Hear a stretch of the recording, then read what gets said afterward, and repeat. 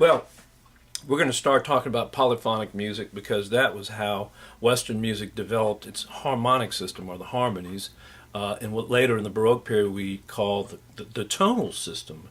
Tonal system simply means that one note is the most important note in the scale. Any scale, it could be C major, it could be D, it could be E minor, it could be F sharp minor, it could be any particular key. But whatever key it's in, the name of the scale, for instance, D minor, the first note would be D. Here's a D. Okay, now for a minor scale, you're going to play D, E, F, G, A, B flat, C, D, E, C, B flat, A, G, F, E, D. So all the harmony is going to be based on that scale. And that began in the Renaissance, but they didn't have the same kind of system, and it wasn't developed. What they did was they played around with notes and they put them together, stacking them, because remember that melody is horizontal. Melody moves this way, whether it's conjunct or disjunct.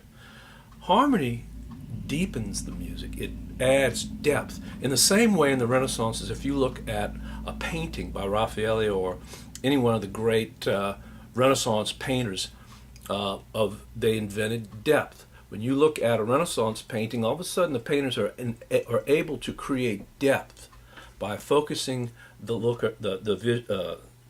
focus in the eye on the center of the painting and creating depth. As you get further along, things get larger, and of course an art teacher could explain this better, but harmony adds depth. It adds more texture. That's why monophony is a very thin, very light texture. Polyphony adds more, and you can hear in the next example that we have. Now on page 192, they talk about this invention that I mentioned. What's the invention? Polyphony. Of course, they needed the other invention, notation, to be able to write on paper notes that were happening simultaneously, sounds, vocal music. And of course, all of this was written for men's choir, choral and vocal music. Choral music is music which more than one singer sings each part. For example, a choir of sopranos, altos, tenors, and basses, SATB, that's what that means. Vocal music usually means either a solo piece for one singer or with or without accompaniment, or an ensemble work in which there is one singer to each part. Three choral genres that became established by the end of the Renaissance were the Mass, the Motet, and the Madrigal. Well, we're not going to listen to the Motet, but we will have examples of the Mass and the Madrigal, and that's what's next. Anything else we have? The melodies moved with the same rhythm, or more commonly had contrasting rhythms and a contrasting sense of movement, one melody moving faster than the other. Polyphony became a common technique. All right, so the various melodic lines of the Renaissance polyphonic music were considered equal in importance. In this music, unlike music consisting of melody with accompaniment, no line was dominant. So each one of the vocalists, you have all men, but of course for the high parts you'll have boys, and the high parts would be sung by boys and the low parts by men, and you're going to have each part entering and then imitating the other part. For instance, the first one that you hear, let's go over here to the example that we have.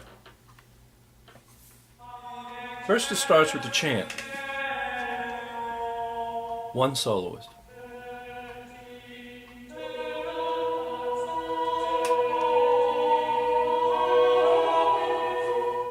And it starts out, they have any lyrics here? Et in terra pax, and that's about it that they have lyric-wise, but that's okay because we can hear the chant, and then bar one, same individual with the other vocalists in his section. Sounds like a tenor to me. Listen.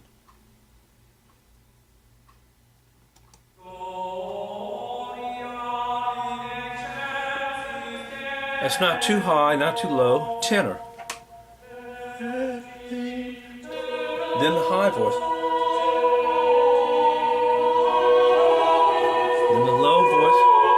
listen to the lowest. Right here.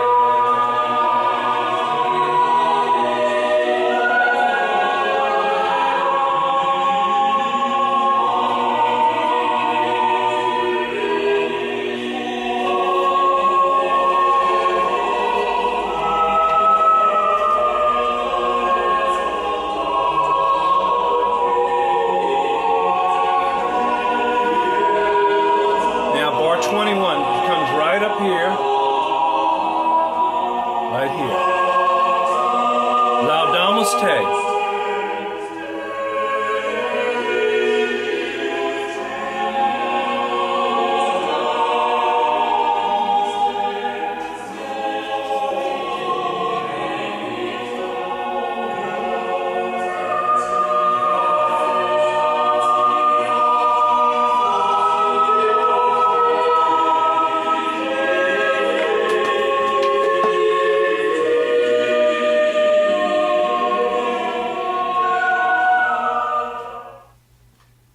All across Europe, in these glorious cathedrals that you see. And of course, on page 194, you have a picture of the Notre Dame in Paris. Glorious polyphonic music, vocal music. This was the age, the golden age of polyphony. And this was the style, a very highly refined style, that when one voice would enter, the other voices would follow, and then of course one phrase in the text would be ended. But before the phrase ended, another phrase would start.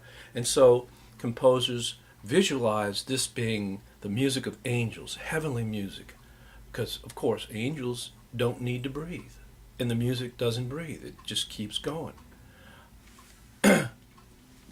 What can I say about this music? This was the beginning of Western classical music. This is when harmony was developed, the sounds of two tones coming together, 3 tones, 4 tones, 5. This one has 6. And how to manage all that so that it sounds consonant. Now, we haven't talked about consonance and dissonance, but consonance is the sound of 2 tones. The most consonant tone would be an octave. There's no discordance, there's no dissonance there. The next one would be a fifth. Here's a series of fifths.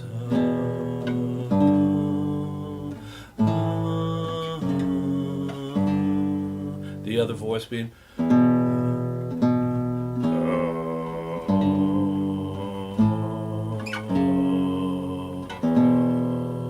and then you add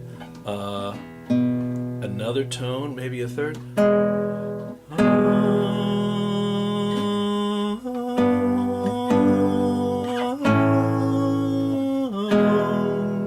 So you have those 3 tones. Do, so, mi. You can create harmony. And it took centuries to develop this, and these composers worked to develop what we call voice leading. A lot of that voice leading was imitative, so you need to know what counterpoint is. Counterpoint is when another voice enters in, and at that point harmony is created. Just like in Frère Jacques, when you heard Frère Jacques, right here, those 2 notes combine and blend at a point of imitation. That's where the harmony takes place. Let's continue on with this and see what we come to.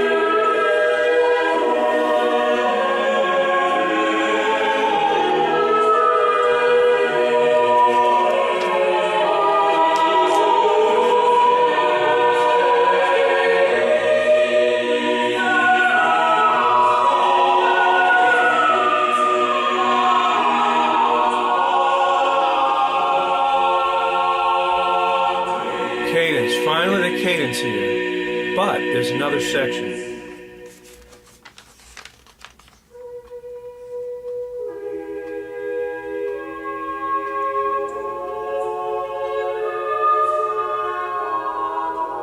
Blending of two tones. Now the lower tone, three tones. Now the fourth one, four. But really they're going high voices and then low voices. High, two highs, two lows.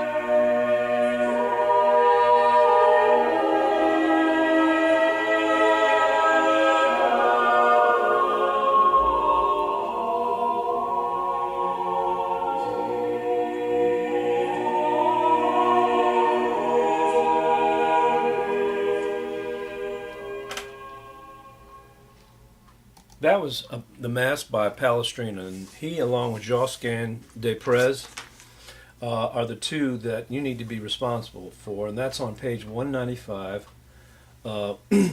It says also that you'll hear a lot of polyphony in the High Baroque, in the Baroque period, where music changes. Obviously, as we go from period to period, you'll notice, or I'll be speaking about inventions or stylistic changes that happen in the music, because people change and things are going to pretty rapidly change as we get into the 20th century. But this is the basis. This is the way that harmony, as I said, harmony was developed, and it's not long when a lot of this harmony that was developed with vocal music is placed on an instrument.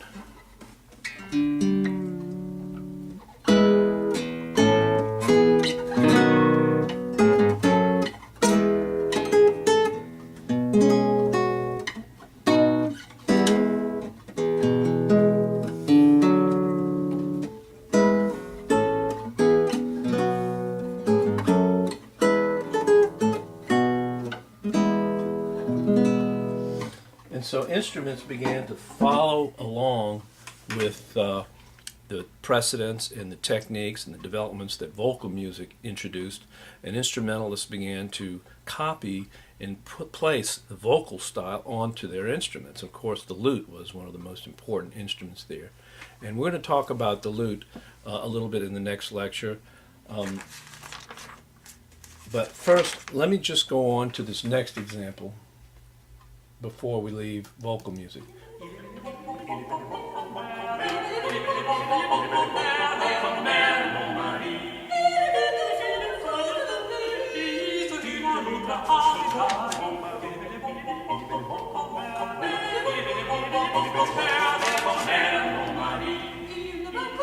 This doesn't sound like sacred music. This doesn't sound like music for God, does it? I mean, anybody can hear the lightness of it, but it's still polyphonic. It still has those points of imitation, and it's still a cappella, in other words, no instruments. Let's go on over to page 202. He's a good fellow, gossiped my husband. There were two women of the same neighborhood, saying to one another, "Have you a kind husband? He does not annoy me, neither does he beat me. He does the housework, he feeds the hens, and I take my pleasures." Gossip, it is funny when the hens cluck, little coquette. What is this? So this is kind of a funny little secular piece, and I want to make sure we don't run out of time here.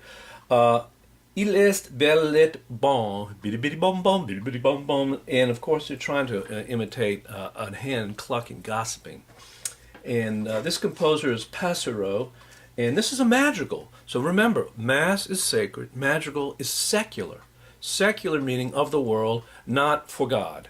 And of course, this music style, as we move into the Renaissance, things get away from the church a little. People are starting to appreciate what makes life fun and what makes life better to be a human. We're not in the Middle Ages and we're not suffering so much.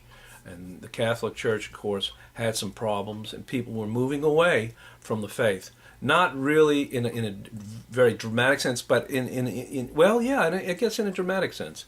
But anyway, we'll talk about that in the next lecture.